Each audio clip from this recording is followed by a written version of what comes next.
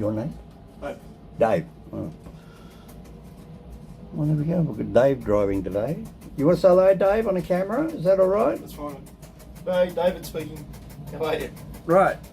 David, you want to tell people about all around the world about solar powertrain here at Byron Bay? What do you want to know? Right, okay. So, to my recollection, engine number 1 and gearbox number 1 were taken out, the traction motors and the batteries were put in down there, and the solar panel. It's actually number 2 engine has been replaced by... Oh, number 2's got taken out. Oh, that's right. Yeah, number 1's still in. Right. Number 2 was taken out. There's 2 electric motors in there, and they are connected to a dual input gearbox, which drives the axle on the traditional carbon shaft. Right. Okay, so you can... I'm trying to see without seeing, without getting your cubby hole. So it runs on solar power. Solar panels on the roof, charges up the batteries, and we also got solar panels on the Shed, yeah. on top of the shed and both the stations. And what's the maximum speed it does? Well, with electric motors can do 60 kilometres an hour. We don't do 60 kilometres an hour, though we do about 30, sometimes 35 max. In diesel mode, before it's converted to electric traction, it can actually do 115 on good track. Yeah, so 115 without both diesel motors, and they run on 35, but it can do 60 on electric. Yeah. Yeah, that's on the Right. 25 section after the level crossing, we dropped to 25 speed, so that's the maximum we can do anyway. Right. Well, when I did this track survey up here in 2006, the majority of these sleepers here were all wood, and I noticed that you've done 1 in 1 of his steel sleepers with occasionally a timber sleeper, and the whole of Mullumbimby, when I inspected that there, a couple of months ago, I went up there and looked, that's all rotten wood. So, anyway, so yeah, what... when they installed these 3Ks of track, they actually installed... Is that alright? Yeah, that's fine. They actually installed a number of steel sleepers. Yeah, I also know that they took the points out of Byron Bay Station and put them up here to get into the shed, which is a... I can't confirm where the points came from. I'm not sure it was. No, because okay. See, poor Dave, he doesn't know. I'm the guy who does all the disused rubber line surveys throughout the state of New South Wales for the government, which is all good. Not bad. That's why Neil knows me, because when he was asking me when I was up here, and he said, oh, what are you doing? I said, I'm up here doing all the disused rubber lines. That's how far back he met me, before all this here was even built. I've got the photographs here of Byron Bay Railway building when it was still a green grass paddock. Yep. With the old level crossing. Anyway, just for a minute, now, Dave, you're pushing a red button. Do you want to tell the people what that is?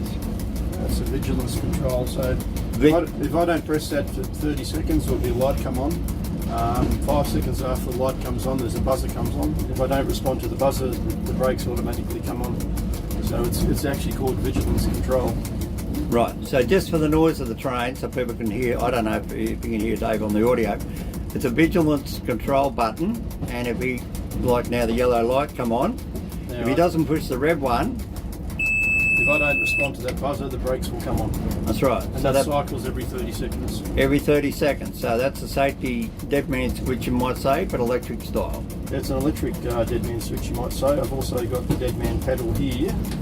With my That's your dead man pedal down there. Which to a non-railway person would look like an accelerator, but it's not.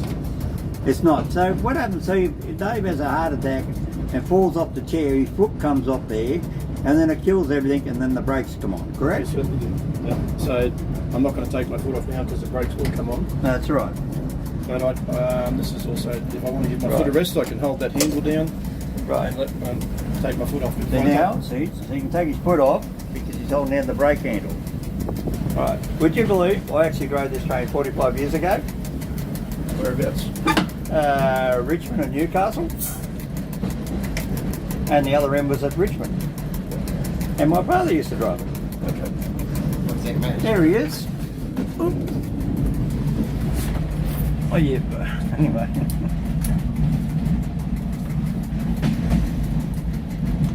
Yes, this is what Neil calls his favourite level crossing. You know, I was sitting up here one day And I was filming him coming across the crossing, and this car drove out in front of him, and he blew the horn, and the guy bloody jumped up and down in the car seat.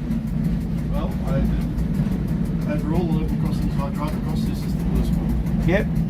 And it was even the worst one when the SRA was still here. And the mileage marker's 884. Actual fact, it's 883.500. Right? Oh, it's a police car. Hopefully not stop. It's actually 883.500 to the level crossing.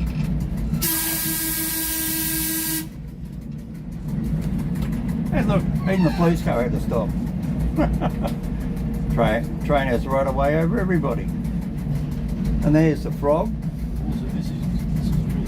The laws of physics support that principle. Yes, the laws of physics. Exactly right, Dave. Train, I don't know you if can't. I was going to stop. There's no train. So what's your name? Reef. Neil. Who? What? Reef. Reef. Yes. Like Great Barrier Reef. Yeah. They named you after the reef. Yeah. Right? Well, you're not the only one. I bet you know another kid here called Pod. Oh, really? You know Pod? No. Well, he was born here when I was up here 20 odd years ago, and his father said to me, "Oh, this is my baby son, I call him Pod." He said, "Why is that?" He said, "The day he was born, we seen a pod of dolphins." And that's how he got his name. That's interesting. Is that like what your parents said to you? That's like something to do with the local area? No, they were more into surfing. So yeah. Well, there you go, local area. It's Byron Bay, it's surfing, right? Yeah. Same thing. There's the old track over there. That's from the old whaling days, isn't it, Dave? Yeah, that's the sidings of the second wharf, which was taken down to the 50s or 60s, I think. Yeah, 50s, 60s, yeah. The original wharf came off the town. Yeah, where was the old wharf? I've seen the photos of it. Was it out there from where the fish and chip shop is now? I think basically yes. Yeah, I thought that's where it That was. was the first wharf, and they moved the wharf, built another wharf down here, and that was the siding to that wharf. So the first wharf, if people want to have a look on Google Earth, they're going to have a look and see the, what's the name of the pub over there by the beach? Byron Bay Hotel? Sure. I don't go to it, so. You don't go to it? No, neither do I. Yeah. No, I don't drink and drive either. Yeah, so there's the old whale road there. And the old whaling factory, that was that one out there back, yeah, across the road there from the frog. Yep. Which is now a bunch of high-rise apartments or something. They changed the road from when I was up here 20 years ago, 25 years ago, used to, and then they changed it right over there to the other side or something when they knocked it all down. I still got the photos of it. I don't know if you ever want to see them. You ever want to see them? Not at the moment. No, I'm not talking about now. I mean, God, they're down Sydney in the office, in my archive office. Oh yeah. See, Reeve, I'm the guy who walked up here in 2004 and walked from Casino to Moomba Yeah. and was against the closing of the railway line. Oh, okay. But I also made a recommendation for a tourist train from Mullumbimby right through up there back to Bangalore. Oh yeah. And then they chopped it off here, as you can see, and then they had the trouble with the level crossing, and then you end up having to build this, and now I'm trying to get it from here to go back up to Splendour in the Grass. So, anyway, people, I'm going to come back at the other end. I'll see you in a minute. What I'm doing, hello, anyway. So that's the front of the train. See, 661, and I've got 622 over there at Tenterfield. See, it's the same train I drove way back when I was 15 with my father. That's right. We only talking to Dave, but anyway. So we'll come back when we go back. Right. What's going on? Here we go. We're back. Right. This is the Mike guy. Comes over here from England. Who does the train ventures. That's my mate Tim. He lives down there in Lithgow, and he's down there in the railway thing. That's, oh God, I forgot his name. Dave just mentioned him. Anyway, there you go. There's young Timmy at Lithgow. Got his phone number too. God, I like Tim. He's even on my Facebook. He's on Mr. Hominoid's Facebook. So there we go, 720 class DMU. What's the DMU stand for, people? Leave me a comment if you can work out what it is. And here's the same train when I was running around with 2 diesel engines out west. So anyway, let's go for a walk. So what have we got? They changed this a bit here. This is not original. right? This unit here's a different set. This is the old Newcastle set. So you can flick the chairs over. These are original because they've still got the SRA badge on them. It's just upside down because it's wrong way up. SRA. And then some were reupholstered. No, it's all SRA original. That's not original. That's original. So this unit here was out of Newcastle. So you can buy your little merchant devices. You buy your badge. And there's a brooch. And there's your $30. There's your name badge. There's a railway hat. If you're into hats, you can get my mate Jack one of them. And there's a beer coaster. Stubby cooler. Put your can of beer in it or your bottle of beer. Anyway, now a lot of people have a very misconception. They think this here is the motor. It's not. It's where the radiators are. The radiators are there vertically, even on that wall there. And the big fans blow the air up and the motors are underneath. And up top of the train, if you look on a video, you will see all the big circular air vents, which I'll show you when we get back to the other end. Now we're going now, so a little jolt. Right, so if you've got a push bike and you want to go around on the Byron Bay power train, you can put your bike on the train. There you go. Right, that's electric traction motor. That's what it goes to. I've already done a video on this. You can go down the channel and have a look. And this is how it all works. That's how they plug it into the side of the train when they charge it up. They also supply power back to the town grid. That's the solar panels on top of the train, and that's how we do it. I want to get up. Yeah. Anyway, there we go. Now, can you hear the traction motor? Let's have a listen.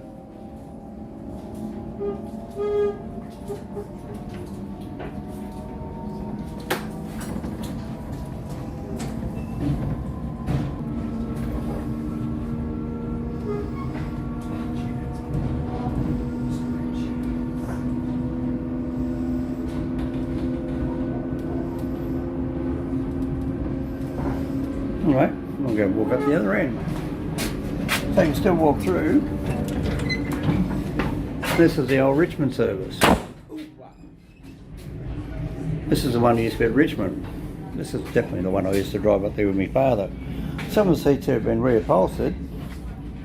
There's no SRA on them. That was all done over there at Lismore. I think they've done a pretty good job. They tried to match the colours. Put in new flooring. Oh, here he comes. Go Reef. Go Reefy. We've got toilets on the train. I don't know. Dismal. And where's the original seat? There's the original blue. And there's the heater. Now how that works.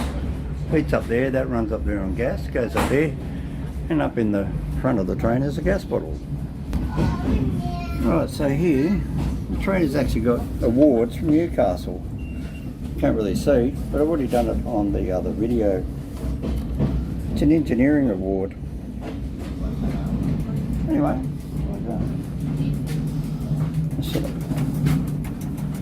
Gonna watch. See? Now Reef, what are you doing all the paperwork, mate? What's that for? Oh, it's just to note how many people have been on and what merchandise, what tickets I'm selling, just to make it all easier at the end of the day. And how long have you been what do you call yourself? Passenger attendant, guard, yeah, that kind of thing. Yep. So you actually done your driver guard certificate? More or less, it's more a passenger attendant, and the only safe working thing I do is give the right away. One sec. Clear on the right.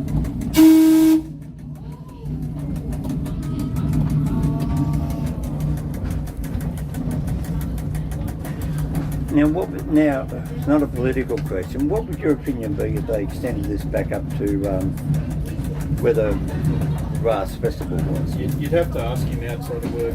Oh, right. Okay. We're Right. representatives of the companies at the moment. We can't. Yeah. Okay.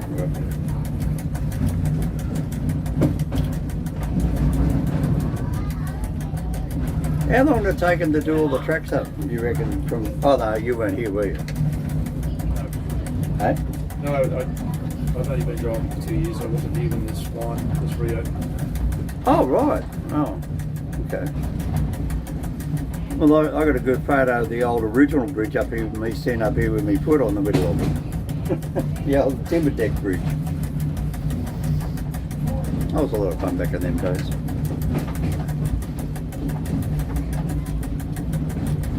I think a lot of people expect this train to come up here, flying up here, doing 100 k's an hour. You know, they say, oh, it's a train, why doesn't it go faster? That's not the point, is it? No, it's a tourist train. The ride would be over too quickly. It'll be over in 1 minute. Yeah. Oh, blimey.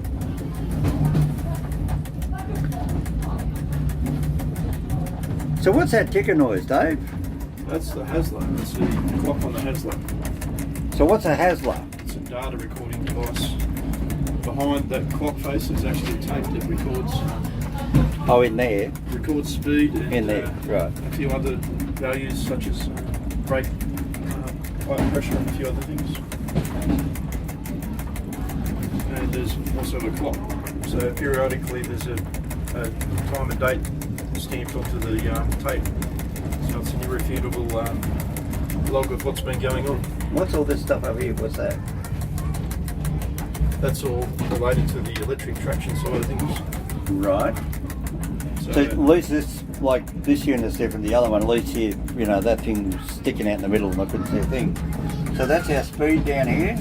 I can't see it. I'll let you. That's speed based on GPS, which is slightly different to the speed recorded on the data logger. So the GPS satellite, that's it there, and this one here is the mechanical speed of the gearbox, basically. It is. So you'll see there's a couple of k's difference, but that's what's recorded on the tape. So I'd trust the mechanical one more than a satellite, wouldn't you? Both have their purposes. Yeah, both have their purposes. Right. So okay, what's this one here then? That's your. That's for the regenerative braking on the electric side. So regenerative braking, what would that mean? Like when you put the regenerative braking on, it draws power back from the traction motor back into the batteries? Basically the traction motors become generators and provide charge back into the batteries. And your handbrake, that's your brake there. That's like, the traditional air brake. Yep, which is what you showed before. You can hold that down and that says your dead man's pedal down there. There's your horn on the up the top. Pushing forward is suburban and pulling back is your loud one, isn't it? Country horn, yes, that's correct. Yep, and over there you have your speed controllers, which is used with the diesel motor, 1/3, 2/3 full. Yep. So that's his electric. In electric traction, this has to be set in Idle. Idle. Yep. Yeah, but that's. Can you put your finger on that little electric? That's yeah, the that's throttle it there. for the That's the throttle for the electric. That's right. Yeah. But I've now shut off. There's no power being applied. So Obviously, because we're just rolling in. And I'm losing my camera again. Camera's back on again. I have to get another camera again. I don't think cameras like being dropped and thrown around the back of cars. No. Just, she look good.